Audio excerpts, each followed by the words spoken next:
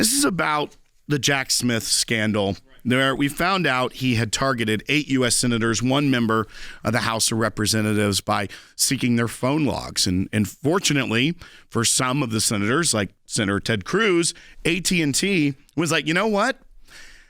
This doesn't sound above board. We're not going to comply with your subpoena, which takes a lot of courage, by the way, for a big corporation when special counsel comes a knocking and says, give us these phone records. And they say, we're going to meet with our general counsel and maybe this isn't right. But other companies did hand over these records.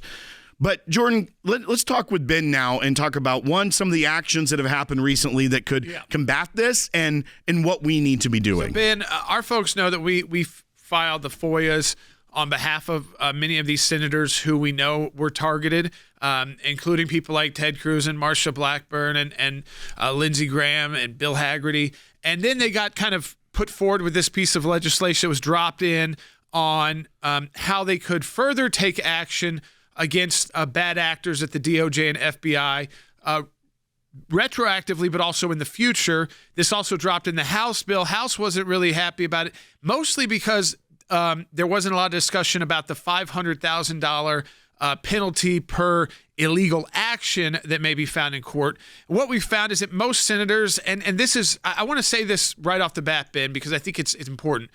A lot of legislation looking at protecting the government from not doing these bad things or taking these bad actors would have large financial penalties attached to it as a deterrent. So that's part one. It's not about enriching senators.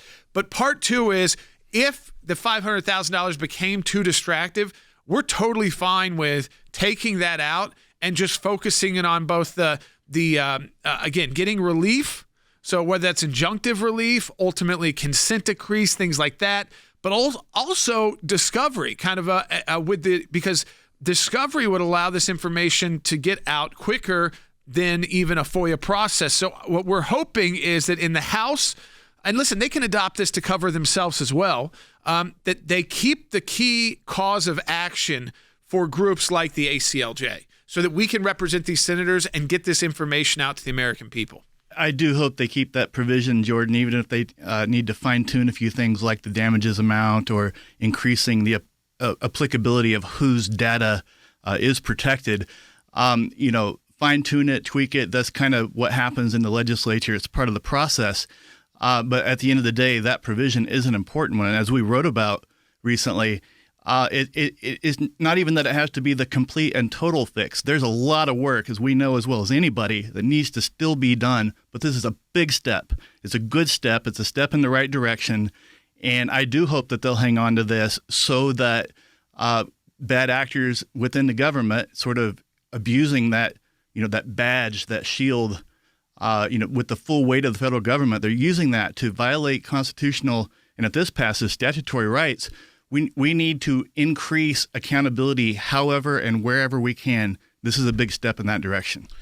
Ben, also, when you look at the step in the right direction, you're already starting to see people like Senator Lindsey Graham, who is saying, I think that we should now also offer a bill that would cover a cause of action for other Americans swept up in this dragnet policy. You're hearing other sorts of reforms. Does this, one, serve two purposes?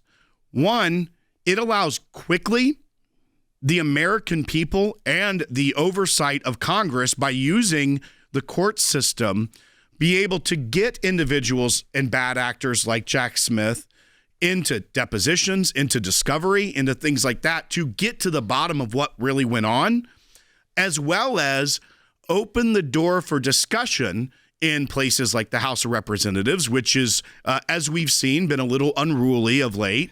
But open that door for that discussion. Now they want to talk about real reform. So I almost see this as twofold.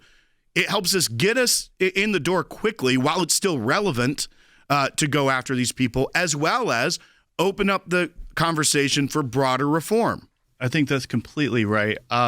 This opportunity, even though this is just focused on the senator's electronic data, is a critical opportunity for the American people to see just how bad it had gotten how bad the actors were, what they were doing, and the lengths to which they would go.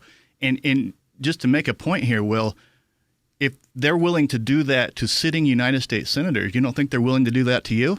To any of our listeners today, if you're on the wrong side of something, we know many people have been on the wrong side of it, and we're hearing that more is coming, more news is coming. We'll see, but I think that's exactly right, and this is a nice illustration of the problem of how high and how honestly how deep it will go too. But at the same time, I hope it is the beginning of a new wave of conversation of reform. We've been calling for reform for a long time, and this is Exhibit A, And like I said, we have a long way to go. But if we're having the conversations now, that's already an improvement from where we were. Yeah, so we're going to be sharing this with our friends on the Hill. Make sure Mark from our government affairs team, we want to make sure we get to Mike Johnson's office. Say, listen, you might want changes to it. You might want to expand it. All good. Just don't do away with what could be a very powerful tool of your oversight when you are subject to a potentially illegal search and seizure, Fourth Amendment violation, First Amendment, which, by the way, still applies to all Americans, Ben. So, we all have those rights when we believe this happens. And I think Congress, because of their duty that we elect them to do, they, whether it's classified information or highly sensitive information, it should be even a higher bar, to try and get this information. But it doesn't prevent, and I want this to clear, it doesn't protect corrupt politicians either, Ben. If you are the target of a criminal investigation, you will not get special notice. There are exceptions like that throughout even what may be this first flawed package that needs to be reformed. Yeah, Jordan, I'm glad you brought that up because that's exactly right.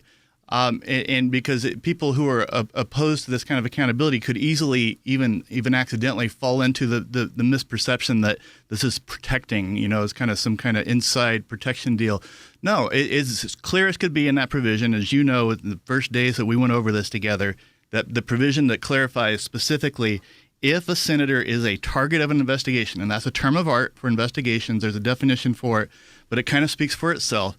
If a senator is a target, the special notice requirements just don't apply, and the current status quo applies. And guess what? That's how it should be, right? And no one is above the law. We hear that. Ben, is that we could utilize a tool like this in whatever form it finalizes in. What we're really pushing is that keep it in there somehow. Because the ACLJ would be happy to take those same 6 senators we're doing with the FOIA work with, and the ones who want to move forward the lawsuit under this new cause of action, we'd be happy to take that on. And folks, you know how we're able to do that? With your resources. You donate to the ACLJ. These senators come for us. Let me tell you, I'm not going to name any names, of course, but they were coming to us last week saying, okay, how can we measure this so that we still can get to this information to see what these bad actors were doing? What's happening to other senators? What's happening to other members of Congress? So that's what we're talking about right now. And we can do that work if you support the work of the ACLJ today and be part of our freedom drive to double the impact of your donation. You go to aclj.org/freedom. Your donations are doubled. That's aclj.org/freedom. And that's how we continue to fight in Washington, D.C., whether it's on behalf of you or U.S. senators, to get to the truth and reform our government.